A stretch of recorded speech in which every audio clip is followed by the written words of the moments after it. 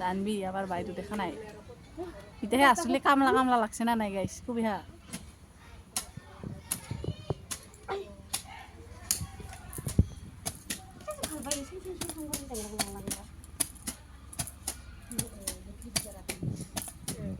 দেখ তারে হারবো গানা বানা হয় ইমা লগত গাইস